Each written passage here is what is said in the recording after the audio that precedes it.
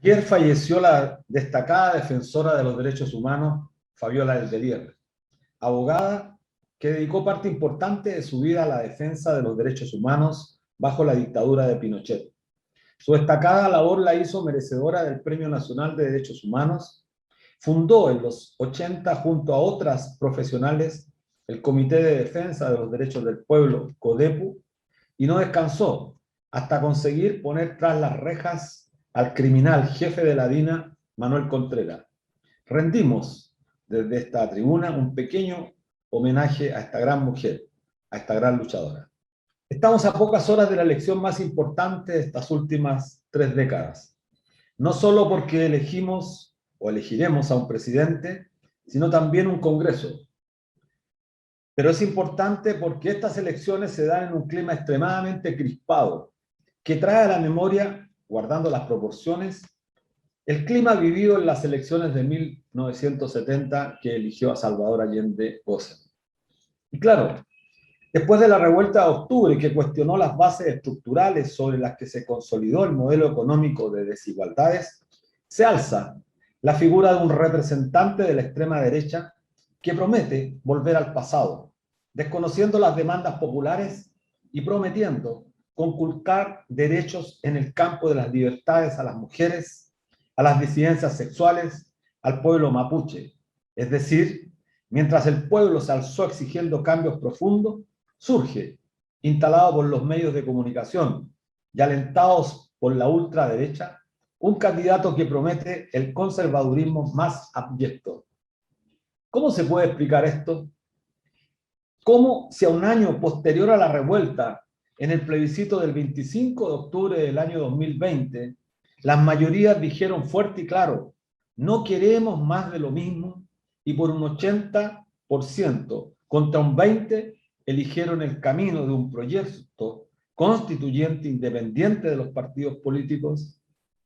¿Cómo? Si en mayo de este año, sí, en mayo de este año, es decir, hace poco menos de 6 meses atrás, en la elección de los convencionales, la derecha fue pulverizada, reducida a menos de 1/3 por la población. ¿Cómo es posible entonces que hoy pueda siquiera aparecer como alternativa? Difícil creerlo. Es quizás la instalación desde el poder, desde las sombras, con millonarias y sutiles campañas que se ha instalado la figura de Kast. Algo parecido a Trump, a Bolsonaro. Sin embargo, en 2 años sometido el pueblo a referéndum, este ha expresado inequívocamente su desprecio a la derecha. Ciertamente que la izquierda chilena no deja de cometer desaciertos, empeñados algunos competidores en congraciarse impúdicamente con el poder y con el mercurio en particular. Muchos de los que conforman parte de los equipos de quienes aspiran a la presidencia persisten una y otra vez en hablarle a los responsables de los males que hicieron posible el estallido. Esa manía repulsiva de polemizar con los columnistas de la prensa derechista es lo que día a día hace perder credibilidad y aleja a miles de ciudadanos de la política, aumentando peligrosamente el sentimiento de que no vale la pena votar, pues son todos más de lo mismo. La izquierda chilena, la nueva, no la heredera de la concertación, esa que está muerta o casi muerta, no es alternativa para nada. La otra izquierda, la nueva, al menos en la mayoría de los rostros y que aspira a dirigir el Estado, tampoco deja de sorprendernos. Existe una suerte de atracción de lo viejo que le empuja a acuñar el discurso de la gobernabilidad, es decir, gobernar para todos, gobernar con todos o gobernar dando garantías. Esta retórica en la que subyace una suerte de gatopardismo es lo que preocupa a muchos. Hay que cuidar el lenguaje, se dice. ¿Por qué? ¿A quién molestaría? Es claro, molesta a quienes han ostentado el poder por años, a la clase empresarial que ha gozado de su socorrida, comillas, certeza jurídica, para hacer y deshacer sin que le cambien las reglas del juego, reglas que fueron elaboradas justamente para que ellos ganaran siempre. A esta altura, lo que se esperaría es un hablar claro. ¿Se está o no dispuesto a gobernar para las mayorías? ¿O seguiremos con la vieja, fracasada y cuestionada política de, comillas, en la medida de lo posible? Si es así, entonces tenemos claro que el panorama en el corto plazo será mucho más complejo para quien dirija los destinos del país. Una última cosa. Lo sucedido con el Partido Comunes y la candidata Oliva es inaceptable. Algunos en las redes han salido a cuestionar a Sichel y a Kast porque no se pronuncian por los actos tan inmorales como el cometido por Carina, que cometieron otros individuos de la derecha como Rojo, Cruz Coque o Catalina Parot. ¿Qué importa? ¿Qué importa si la derecha es consustancialmente corrupta? Pues defiende un sistema que por su naturaleza es corrupta, toda vez que se apropia de lo que no le pertenece. En cambio, el estándar que debemos exigirle a quienes se reclaman de la izquierda es y debe ser muy alto, sin doble estándar. No se trata de pontificar respecto de cierta moral, se trata de ser coherentes. La izquierda está llamada a servir a los más débiles, a los más necesitados. Jamás la izquierda puede servirse de ellos, y esa es la filosofía de la derecha, el poder para servirse. Hola amigos, amigas, estamos de regreso como todos los días viernes en la radio Universidad de Chile, la radio que piensa, en el 102.5 FM y a través de nuestra señal canal Punto Social bajo la dirección de la periodista Ana Muga Sáez y de nuestra querida compañera Miriam Campuzano. Miriam, ¿cómo estás? Hola Luis, buenas tardes a nuestros auditores en este viernes a solo 48 horas de las elecciones.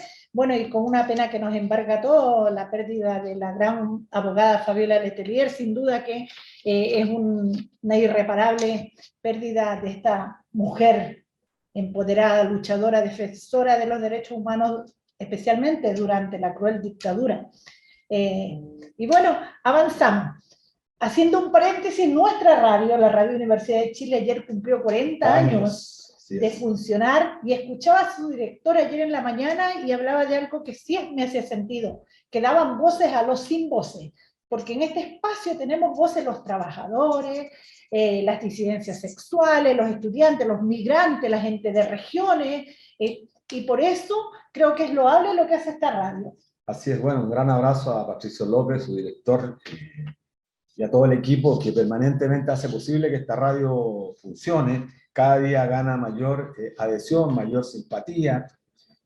Creo que es un espacio, un medio que justamente abre la posibilidad a la diversidad, al debate franco. Así que un gran abrazo a todos los funcionarios de la Radio Universidad de Chile, particularmente a su director, Patricio López. Mira, tú tocabas un tema que es importante relevar, a la figura de Fabiola Letelier, muy brevemente, una mujer de una izquierda bastante, yo diría, no sé cómo calificarla, pero una izquierda tradicional, pero que mostró un comportamiento ético que hoy día se extraña mucho. Se extraña mucho. El caso de lo sucedido con Carina Oliva, que lamentablemente perjudica a la política, es un baldón que nuevamente cae sobre la política, y la política tenemos que recuperarla como la actividad más noble que el ser humano requiere. Por eso es gravísimo. Y yo lo decía en la presentación, la izquierda o aquellos que se reclaman de izquierda no pueden pretender intentar justificar este acto con las prácticas inmorales de los candidatos de la derecha.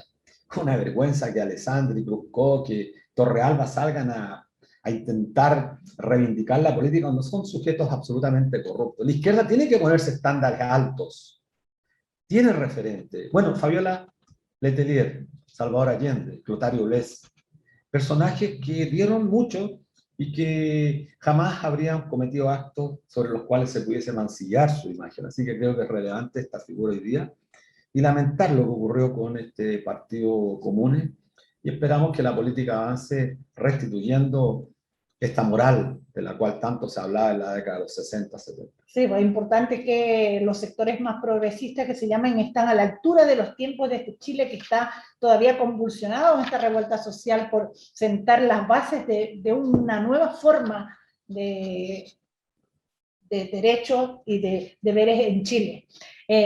Bueno, hablabas tú también de esto que es ilegal y legítimo, la diferencia entre Sí. legal y legítimo. Y estos días ha sonado también el caso de Sokimich, que por cierto, claro, la disputa es de cuánto se van a repartir en una reunión de accionistas respecto a su tremenda ganancia que han tenido, más de 400 millones de dólares que se van a repartir entre sus altos ejecutivos y que no estaba exento también del financiamiento transversal en política para conseguir entonces sus beneficios para sus empresas. Ay. Bueno, es yo diría la expresión más clara que estamos viviendo una sociedad, en el caso chileno, de muchos años, absolutamente corrupta.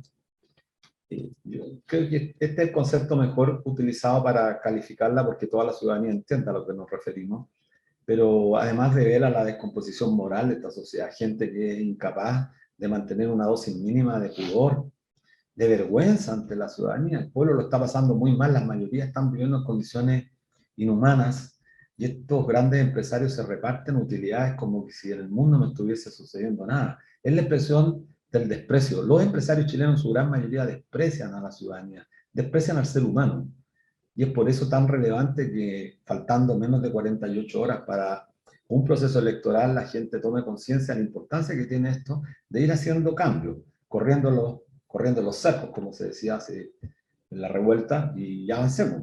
Pero yo creo que tenemos que ser claros y enfáticos en repudiar, en denunciar todos estos actos contrarios a la fe pública, pero también contrario a la práctica del trabajador y trabajadora común y corriente, que es honrado, que es honesto, que es trabajador. Esta gente no trabaja, esta gente delinque, delincuentes. Así es. Bueno, el llamado a participar en estas elecciones, porque vemos, como tú bien dices, todos los grandes empresarios, los grandes holdings, en épocas de pandemia, los bancos han crecido sus ganancias, pero exponencialmente. Ni siquiera cabe mencionar el tema de las AFP. ¿Y cómo se explica que tengan millonarias ganancias mientras las personas no se pueden jubilar porque el Fondo E ha tenido horrendas pérdidas? Bueno, 287.305 millones de pesos llevan acumuladas las AFP por concepto de utilidades. Para que la ciudadanía lo entienda mejor, nuestros auditores están ganando diariamente 1.052 millones de pesos. 1.052 millones de pesos están ganando las AFP solo por el concepto de comisiones que pagamos los y las trabajadoras para que nos administren un sistema que al final de la vida activa nos conduce a la más absoluta miseria. Y para que derive en la uberización del trabajo, porque estas mismas empresas están automatizando o están externalizando los servicios. En los casos de los holding están fusionando el tema con el operador de tienda en los grandes supermercados, que un trabajador tiene que hacer de todo, no tiene un jefe directo. Bueno, es la precarización absoluta del trabajo que no está garantizado. Y nos quedan 48 horas, Luis Mesina, sí, para saber los resultados de esta elección que ha sido con un tremendo abanico de opciones. Tenemos sí, desde la extrema derecha hasta un candidato telemático que nunca ha pisado Chile en todo el periodo de campaña. Las elecciones se ven como un verdadero punto de inflexión. ¿Cómo lo ves tú? Sí, yo creo que la ciudadanía tiene que tener claro que las posibilidades reales de los candidatos hoy día en disputa no son todos, por supuesto. No vale la pena destinarle palabras al señor Parisi. Pero es la expresión de la decadencia moral que vive nuestra sociedad y que vive la sociedad a nivel mundial. O sea, un sujeto que está fuera del país se permite postular a la máxima magistratura del país. Pero mira, volviendo al tema central de lo que nos ocupa acá en Chile, estamos en un momento crítico, en un momento desafiante, con contradicciones. Tenemos una convención constitucional que es lo único a lo cual los trabajadores, las trabajadoras, el pueblo de Chile que se levantó el 18 de octubre del 2019 puede apostar. Ahí tendrán que venir los cambios. Respecto a los gobiernos, bueno, hay una ilusión porque vengan cambios también gubernamentales, pero hay que tener mucha mucha responsabilidad en esto y creo que hay que decirlo. Yo lo dije en la presentación, preocupa mucho ver cómo empiezan a reaparecer, a desempolvarse todos estos sujetos que estaban en los gobiernos de la concertación y hoy día empiezan a formar parte de los equipos asesores de los que aspiran a dirigir el Estado. Es preocupante y hay que poner ojo. Rodrigo Valdés, que no se olviden los auditores de Radio Universidad de Chile, Rodrigo Valdés, el máximo representante de las AFP, nombrado por la presidenta Michelle Bachelet, nuevamente recorre los pasillos ofreciéndose él y su equipo para asesorar eventualmente a uno de los candidatos si es que llega a ganar el poder. Ahí tenemos que ser bastante duros de antemano, decirle claramente a la gente que no pueden seguir gobernando con los mismos que llevaron adelante un modelo de despojo, un modelo que consolidó la desigualdad en nuestro país. Bueno, sin duda el escenario está un poco confuso, la clase política está totalmente desprestigiada y con mucha desconfianza popular, cabe decirlo, acompañada de campañas de desinformación a nivel nacional en televisión abierta, pero también en las redes. Un Senado, Luis, que frena los pequeños avances de la Cámara de Diputados, como recientemente lo vimos en el caso de la acusación constitucional, que aún siendo mayoría en el Senado, los que votaron a favor de la acusación, se perdió por el famoso 2/3. Claro. Bueno, y además son los mismos que le permiten a Pinochet, perdón, a Piñera, seguir con la militarización en el Gualmapu. Yo creo que ahora ha quedado claro para la ciudadanía que el Congreso debe ser unicameral y este Senado senil de sujetos momios. El Senado eso, es el momiaje, es decir, aquello que se opone al cambio, a la modernización, a la modernidad. Así que yo creo que la Convención Constituyente tiene que definitivamente acabar con esta espuria institución. El Senado no va más.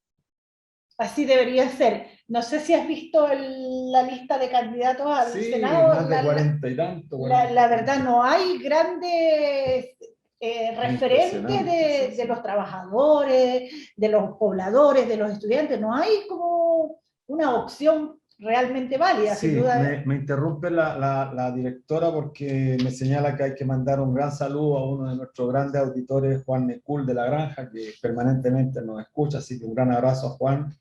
Y bueno. Bueno, Juanito, un saludo desde este espacio. Nos vamos a un corte musical. La canción elegida para hoy es Utopía, de Joan Manuel Serrat, y volvemos con un tremendo invitado. De gusto de nuestra directora. Ha pedido nuestra directora el tema. Nos vemos.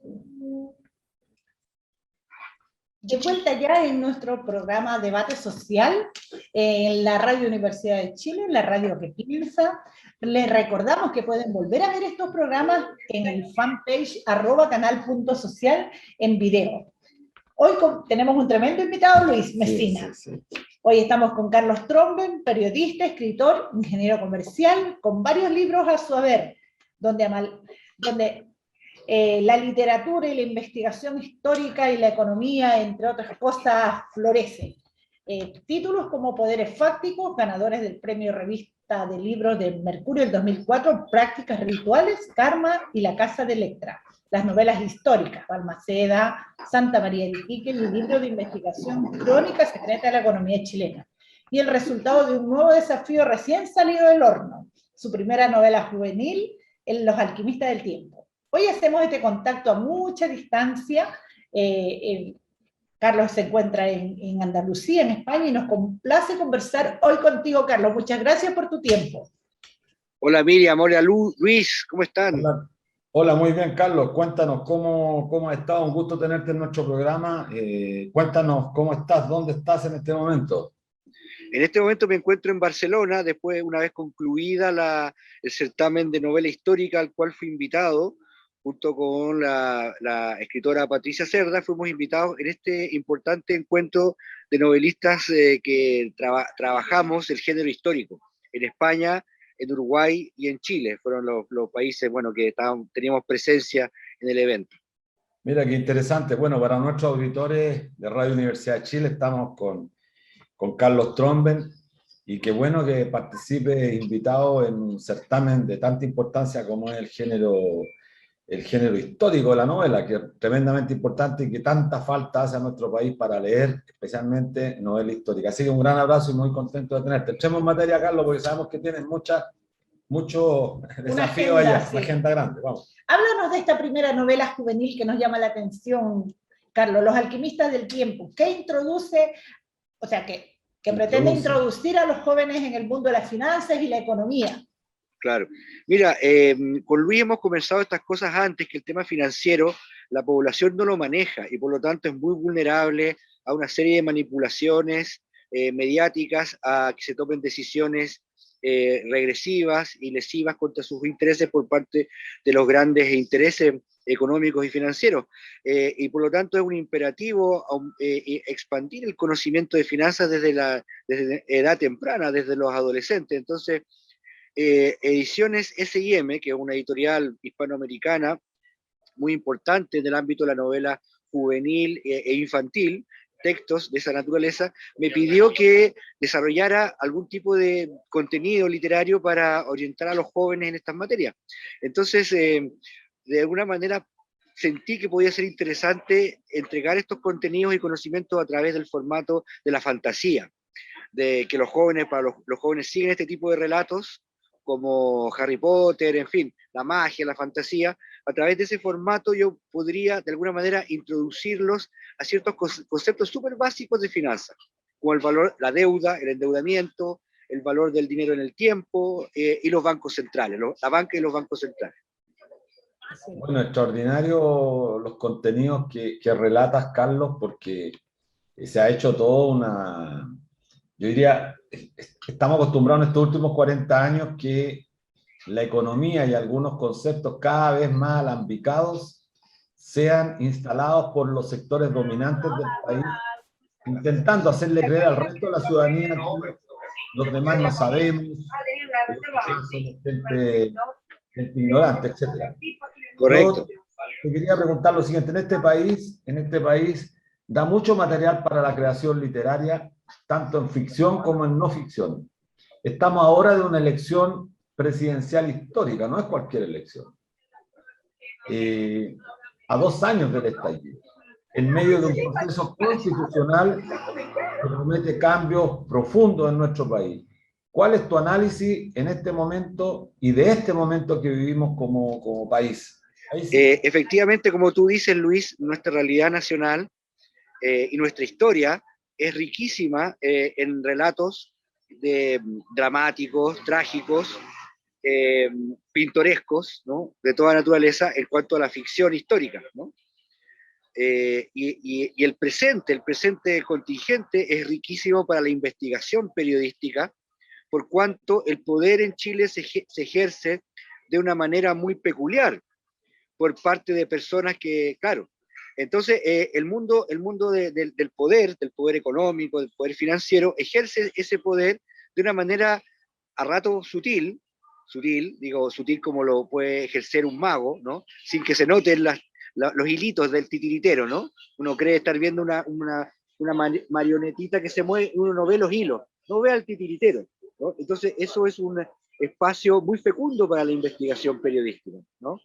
Y la situación que hoy vive nuestro país, ahora es como tú dices, de una elección presidencial histórica, se entronca con otros momentos históricos, otras disyuntivas cruciales que enfrentamos como país, ¿no?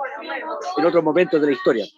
Qué importante lo que dices, estamos analizando, bueno, parte de la política desde otro ámbito. Carlos, tú en tu rol de ingeniero, de novelista, ¿qué opinas de esta polarización electoral que existe o que se pretende instalar con encuestas y con los manejos de los medios de parte de la derecha? ¿Existe o no? ¿Cuál es tu opinión? Mira, Miriam, yo siento que, bueno, en Chile creo que hay que decirlo por su nombre, más allá del valor que le asignemos a la palabra, pero en Chile ocurrió una revolución propia del siglo XXI, entroncada con otras revoluciones, pero con contenidos propios de una generación informatizada, digitalizada, que opera con otras lógicas, ¿no? En todo ámbito, ¿no? La sexualidad, la política, etc. Y como toda revolución, da lugar a una contrarrevolución, a una reacción política y económica, es decir, de los poderes económicos que se han visto impugnados por esa revolución, ¿no? En lo que estamos viendo, esa polarización es propia de un momento donde el estallido, como su nombre lo dice, ¿no es cierto?, es una salida explosiva, no pacífica en el sentido de una marcha testimonial, ¿no es cierto?, inspirada en valores como los de Gandhi, sino que un estallido producto de la presión que no ha podido ser evacuada a través de la institucionalidad, ¿no? La institucionalidad chilena se restó y cortó de raíz toda posibilidad de evolución política y económica. Y al negarse a ello, al reformismo, por ejemplo, del segundo gobierno de la presidenta Bachelet, llevó a la sociedad a un estallido. Y los estallidos sociales o revoluciones dan lugar a contrarrevoluciones y reacciones. Y creo que eso es lo que estamos viendo hoy en este compromiso presidencial y legislativo que tendremos el día domingo. Sí, bueno, estamos con Carlos Tromben, economista, escritor y un hombre siempre preocupado de la investigación responsable, la investigación seria, algo que siempre tú estás resaltando, el tema de la investigación con las fuentes fidedignas, de forma tal acabar con estos mentirosos que se han apoderado de los medios de comunicación y que inventan, especialmente toda esta teoría neoclásica que reproduce un dogma de manera permanente y la instala como verdad, y nadie puede criticarla, eso es lo más trágico. Sí. Así que es relevante. Lo que sí es efectivo, Carlos, en este escenario que tú describes muy bien, es la fragmentación de los partidos de derecha. Sí. ¿Cómo imagina esta telenovela con la derecha dividida, pero además también con una crisis económica muy grande, que claro, no va a ser fácil para el gobierno que acceda a la magistratura a partir de marzo del próximo año?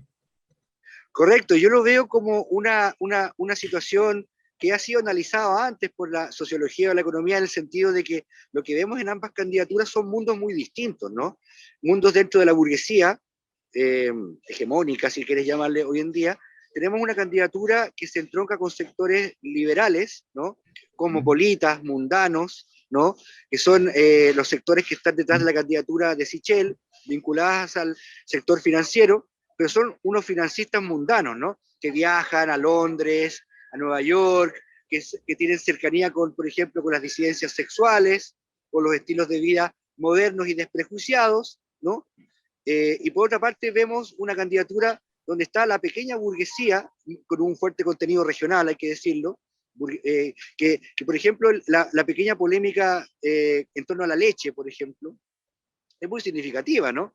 O sea, sí. Si la candidatura de Sichel puede tener veganos y vegetarianos, la de Kast no va a tener, son buenos para el asado, para la leche entera, con contenido graso, ¿no? No toman sacarina, ¿no? Son personas muy tradicionales, también muy religiosas, ¿no? Que no pueden asimilar que el mundo ha cambiado y que está abierto a estilos de vida diferentes. No pueden hacerlo, no está en su ADN, ¿no?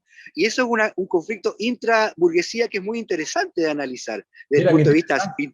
Sí, muy interesante porque incorpora un contenido que no siempre está en el análisis. Claro, los gordos estos que andan arriba de los caballos, con sobrepeso, comiéndose el tremendo cordero, claro, no pueden aceptar que el mundo está evolucionando. Sí.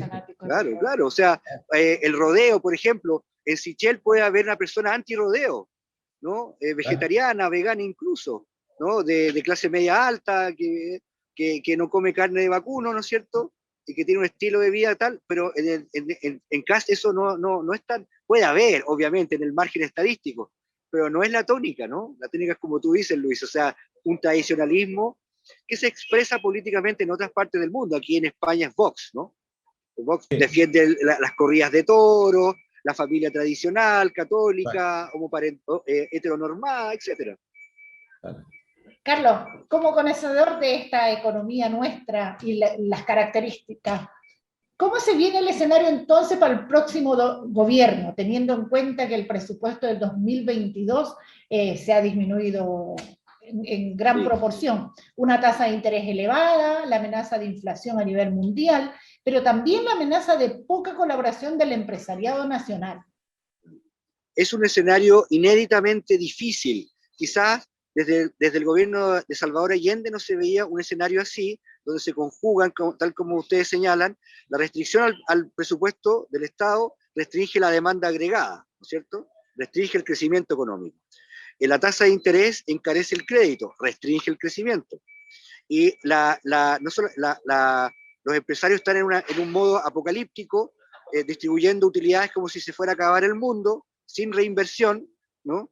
Y haciéndole un flaco favor a sus trabajadores, a sus consumidores, a sus clientes y a todo el país. Son como niños taimados. Y por supuesto hay excepciones, ¿no?, de empresarios chilenos, patrióticos, hay que decirlo, o pragmáticos extranjeros que dicen, si este no va a invertir, me va a dejar espacio económico a mí, ¿no? Y los empresarios que sepan leer eso van a darse cuenta que los que no están invirtiendo están perdiendo competitividad. ¿Quién entiende a unos empresarios que ponen en jaque su propia competitividad por razones ideológicas? Hay que ser del chape, ¿no es verdad? Dejándole abierto su espacio de mercado a los competidores. Pero por favor. Sí, estaba recordando ahora, escuchándote, que a propósito de este escenario que se le presenta a los trabajadores y trabajadoras en Chile, bueno, el Banco del Estado también agarró su parte y lanzó una cuenta de ahorro en UF, ofreciendo ahora entonces un respaldo para apoyar a la gente. ¿Cuál es tu opinión respecto de esto? Bueno, claro, ahí, por ejemplo, hay un diagnóstico competitivo de parte de personas que están viendo, claro, en realidad el ahorro puede ser una variable importante a estimular con tasas de interés más altas de captación, ¿no es cierto? Y el ahorro, ojo, también es contrainflacionario, es antiinflacionario, porque al restringir consumo presente, estamos desplazándolo al futuro y por lo tanto ejerciendo menos presión sobre el nivel de precios en el presente. Es una buena medida, una medida inteligente, astuta, ¿no? Muy buena medida. También considero lo mismo, no conozco los detalles porque recién se anunció ayer, entiendo. Sí, a largo plazo. Y además que también es una forma también de entregar una herramienta financiera a los sectores más desposeídos, que de repente tienen un dinero por alguna casualidad y no saben cómo, dónde guardarlo, a diferencia de estos multimillonarios que invierten en dólares. Carlos, te quiero llevar a un tema concreto, porque tú también, para nuestros auditores, estamos con Carlos Tromber, escritor, ensayista, economista, investigador. Creo que eso es lo que mejor lo define, un gran investigador y muy serio, muy serio. Creo que hay que resaltar eso, porque uno podrá tener diferencias muchas veces con algunos investigadores, pero lo que no puede dejar pasar es aquellos investigadores charlatanes que construyen mirando Wikipedia y que no tienen ningún sustento para sus teorías. Bueno, Carlos se esfuerza bastante en ese tema y yo lo reconozco como un gran investigador. Entonces quiero llevarte a un tema. Tú has investigado también el tema de las operaciones triangulares, pensiones, etc. No quiero hablar de eso, sino de un tema que le preocupa a la gente, el desmoronamiento del Fondo E y el impacto que tiene hoy día para quienes están en 60 o 65 años a punto de pensionarse. Sí. Un pequeño recordatorio para nuestros auditores, porque nosotros venimos hace mucho tiempo diciendo que este es un sistema que colapsó. El año 2008, para que no se olviden nuestros auditores, se produjo la quiebra de Lehman Brothers, un banco gigantesco, el cuarto banco más grande de inversión en Estados Unidos. Y su personaje, Bernard Madoff, era distinguido, reconocido por todos los presidentes de la República como un hombre inversionista gigantesco, el más grande del mundo. Son, creo, entiendo, más de 3 billones de dólares que estafó finalmente a los Estados Unidos. El impacto que tuvo esto, que perdimos un 40% de valor, el Fondo A. Y por lo tanto los que se pensionaban, que tenían 65 años, nunca más lo recuperaron, porque recién al año 70 recuperaron el valor nominal. Para quienes nos escuchan, el valor que tenían ese año lo recuperaron en 5 años más. Es decir, muchos se murieron en el intertanto. Ahora decían que el Fondo E era el fondo más conservador. Ahora tiene una caída de un 20%. Entonces impacta fuertemente. En eso quiero que nos expliques, porque tú has sido muy claro. ¿Por qué el Fondo E cae? ¿Por qué los bonos? La inversión de bonos. ¿Quiénes pueden emitir bonos? Por favor, Carlos, de la manera más pedagógica, sabemos que es un esfuerzo grande que te pedimos. Bueno, es una situación dramática, como tú señalas, producto de una grave irresponsabilidad de un conjunto de actores del sector financiero. Esto empezó, el capitalismo globalizado financiero empezó a prometer grandes ganancias especulativas. Primero fue los países que entraban en la globalización, después fueron las .com, ¿no es cierto?, las empresas de Internet que eran muy poco rentables, las del año 2000, ¿no? Y durante todas estas crisis que se producían cíclicamente, los bancos centrales inyectaban liquidez en la economía para evitar el colapso, ¿no? El colapso de las personas que habían colocado sus ahorros en fondos mutuos, accionarios, o lo que fuera. Esas inyecciones de liquidez generaron un espejismo de la liquidez ad eternum, como que la liquidez alta a partir del 2001, que después se volvió a inyectar liquidez, siempre va generando la liquidez, siempre va generando burbujas especulativas, que iban cambiando de signo, de tenor, ¿no? La burbuja especulativa post.com del 2001 pasaron a ser las hipotecas basuras, como tú has dicho, Luis, que llevaron al colapso a nivel mundial. Y después, con la segunda ola de liquidez para sacar al mundo de la crisis 2008-2009, se generó otra burbuja, la burbuja de la renta fija. ¿Por qué? Porque la renta fija pasa a ser artificialmente súper segura. Exacto. Las tasas de interés en Alemania, en Estados Unidos eran cero. Entonces, sobre esa base cero, los países como Chile producían deuda pública también muy barata, que parecía inamovible, porque siempre que el Banco Central de Estados Unidos decía, ya chiquillos, ya estamos bien, voy a retirar la liquidez, ¿no?, que yo inyecté, ¿no?, ya no necesitamos tanta liquidez, ¿no es verdad?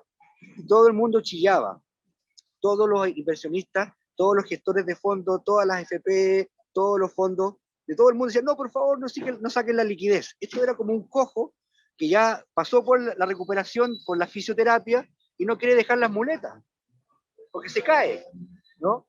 Entonces, el mundo se hizo adicto a la alta liquidez, ¿no?, durante años, y ahora, cuando llegó el COVID, más liquidez todavía, ¿no? Más liquidez. Pero ahora había un escenario distinto.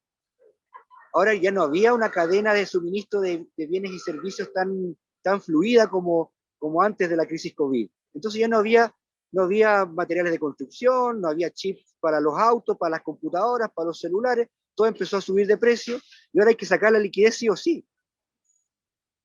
Y cuando tú sacas liquidez, tanta liquidez de 2 décadas de liquidez, lo que viene es un terremoto en el mercado de renta fija a nivel mundial, no solo en Chile. En Estados Unidos los bonos del Tesoro también están enfrentados a una corrección de precio altísima, porque ya el Banco Central de Estados Unidos ya no va a seguir comprando los bonos al mismo nivel. El bono, para que ustedes se imaginen, es como una promesa de pago, ¿no?, que su valor depende de la estabilidad de los precios. Exacto. Si los precios suben, ¿no es cierto?, el valor de ese bono se va a depreciar, y si suben mucho se va a depreciar. Y eso es mundial, eso está pasando en todos los países, en el Reino Unido, acá en Europa, toda la renta fija está siendo vapuleada porque ya no puede seguir el mundo con niveles de liquidez como si fuesen de fantasía, de Fantasilandia. El mundo viene viviendo esa ficción y en Chile, nuestra superintendencia de pensiones nunca alertó del riesgo que tenía el mercado de renta fija. Se vendió de manera irresponsable como una alternativa de bajo riesgo para los jubilados, para los adultos mayores, ¿no? Y eso finalmente desnudó lo que ustedes y tú, Luis, y todo el movimiento No Más FP venían diciendo hace tiempo. Esto no es seguridad social. Así es.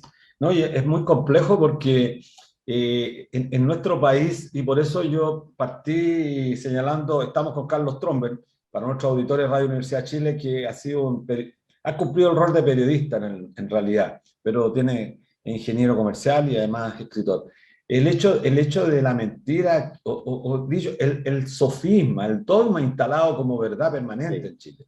Esto que nos mintieron. Por ejemplo, esta suerte de endiosar a nivel de intocable al presidente del Banco Central, como señalarlos como eficientes en el control de la inflación. La inflación no es un mérito del Banco Central de Chile.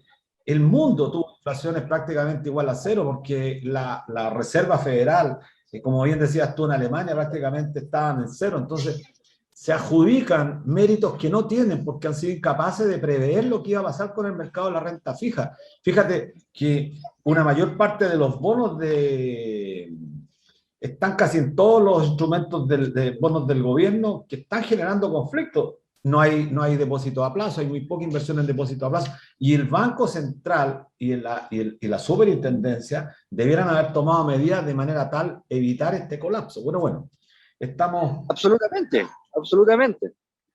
Absolutamente, tenían toda la información para empezar a alertar que el mercado de renta fija se iba a corregir a la baja, con graves implicancias para las jubilaciones de las personas hoy en día. Eso era previsible. Se había anunciado el 2013, cuando la Reserva Federal amenazó con quitar los estímulos monetarios y la liquidez.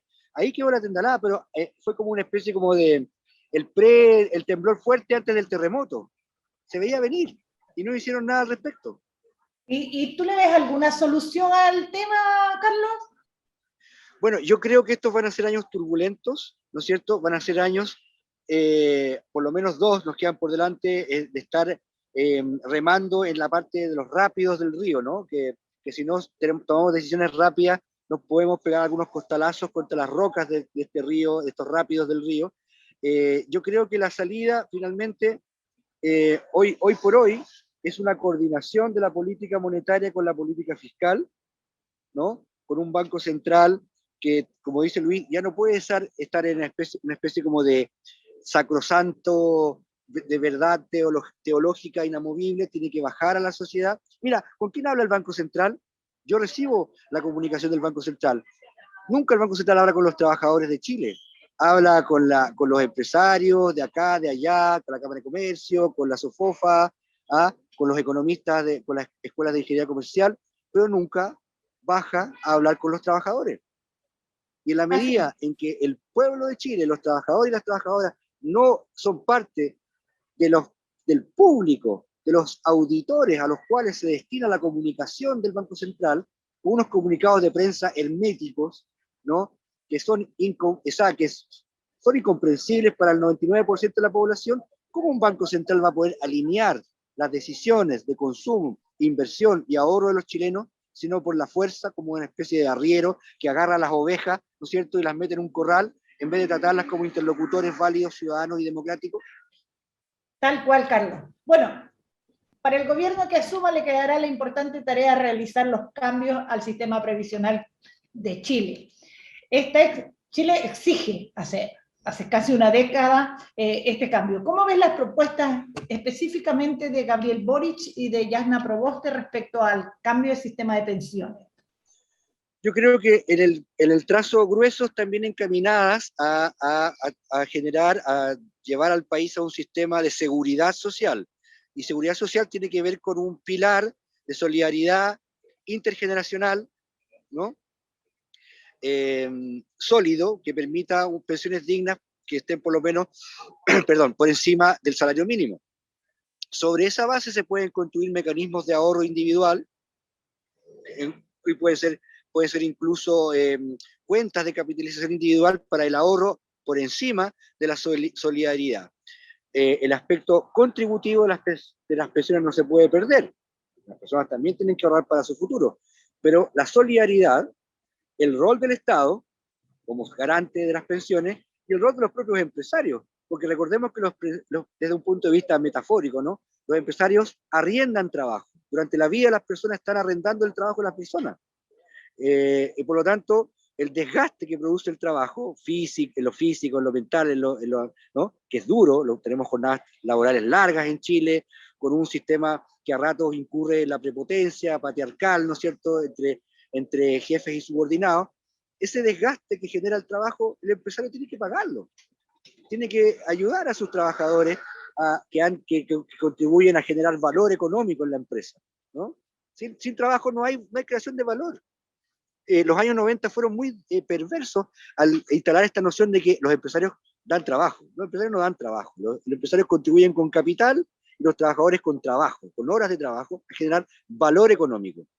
Y solito, por su cuenta, no tienen ni el trabajo ni el capital pueden trabajar solos, pues no pueden generar valor económico por sí solos.